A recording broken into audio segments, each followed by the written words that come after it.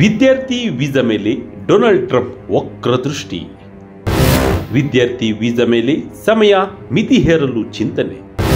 ಮತ್ತೊಂದು ವಿವಾದಾತ್ಮಕ ನೀತಿ ಸೇರಿಸಲು ಟ್ರಂಪ್ ಚಿಂತನೆ. ಡೊನಾಲ್ಡ್ ಟ್ರಂಪ್ ರವರು ಅಮೆರಿಕದ ಅಧ್ಯಕ್ಷರಾಗಿ 2ನೇ ಬಾರಿ ಅಧಿಕಾರ ಸ್ವೀಕರಿಸಿದ ಬಳಿಕ ಅಮೆರಿಕದ ವಲಸೆ ನೀತಿ ಬಹಳಷ್ಟು ಬದಲಾಗಿದೆ. ದಿನಕ್ಕೊಂದು ನಿಯಮಗಳು ಜಾರಿಯಾಗುತ್ತಿದ್ದು ವಲಸಿಗರಿಗೆ ಸಂಕಷ್ಟ ಎದುರಾಗುತ್ತಿವೆ.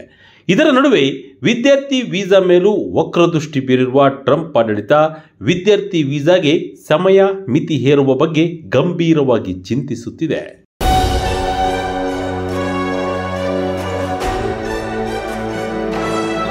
ಹೌದು, ಅಮೆರಿಕದಲ್ಲಿರುವ ವಿದೇಶಿ ವಿದ್ಯಾರ್ಥಿಗಳಿಗೆ ಮತ್ತೊಂದು ಹೊಡೆತವಾಗಿ ಡೊನಾಲ್ಡ್ ಟ್ರಂಪ್ ಆಡಳಿತವು ಅಂತಾರಾಷ್ಟ್ರೀಯ ವಿದ್ಯಾರ್ಥಿಗಳು ಮತ್ತು ಸಂದರ್ಶಕರು ದೇಶದಲ್ಲಿ ಎಷ್ಟು ಕಾಲ ಉಳಿಯಬಹುದು ಎಂಬುದನ್ನು ಮರುರೂಪಿಸಬಹುದಾದ ವಿವಾದಾತ್ಮಕ ನಿಯಮಗಳನ್ನು ಪ್ರಸ್ತಾಪಿಸಿದೆ.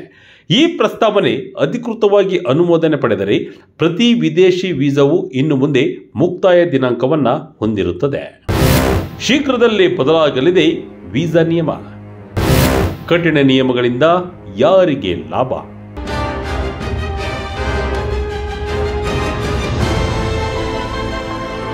ವಿದ್ಯಾರ್ಥಿ ವೀಸಾಗೆ ಸಮಯ ಮಿತಿ ನಿಗದಿಪಡಿಸುವ ಪ್ರಸ್ತಾವನೆಯು ಹೆಚ್ಚಿನ ವಿವರಗಳು ಇನ್ನೂ ತಿಳಿದು ಬಂದಿಲ್ಲ. ಗೃಹ ಭದ್ರತೆ ಇಲಾಖೆ ಈ ಪ್ರಸ್ತಾವನೆಯನ್ನ ನಿರ್ವಹಣಾ ಮತ್ತು ಬಜೆಟ್ ಕಚೇರಿ ಪರಿಶೀಲನೆಗಾಗಿ ಸಲ್ಲಿಸಿದೆ. ಇದು ಫೆಡರಲ್ ರಿಜಿಸ್ಟರ್ನಲ್ಲಿ ಪ್ರಸ್ತಾವಿತ ನಿಯಮವನ್ನು ಪ್ರಕಟಿಸುವ ಮೊದಲು ಅಂತಿಮ ಹಂತದ ಪ್ರಕ್ರಿಯೆಗಳಲ್ಲಿ ಒಂದಾಗಿದೆ. ಅಂದರೆ ವಿದ್ಯಾರ್ಥಿ ವೀಸಾ ಶೀಘ್ರದಲ್ಲೇ ಮತ್ತಷ್ಟು ಬದಲಾವಣೆ ಕಾಣಲಿದೆ.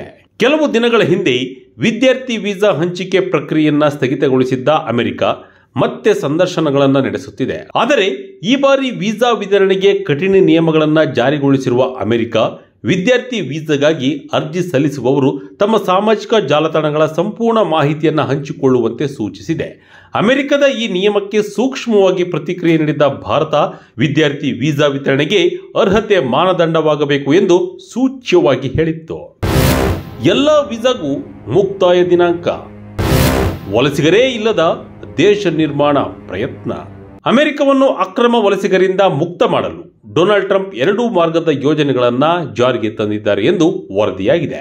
ಟ್ರ್ಯಾಕ್ ಬಂಧನಗಳು ಮತ್ತು ಗಡೀಪಾರು ಪ್ರಕ್ರಿಯೆಗಳನ್ನು ಹೆಚ್ಚಿಸಲಾಗಿದ್ದು, ಕೆಲವು ಪ್ರಕರಣಗಳಲ್ಲಿ ಆರ್ಥಿಕ ಸಹಾಯ ಮತ್ತು ಜಾಗೃತಿ ಅಭಿಯಾನವನ್ನು ನಡೆಸಲಾಗುತ್ತಿದೆ.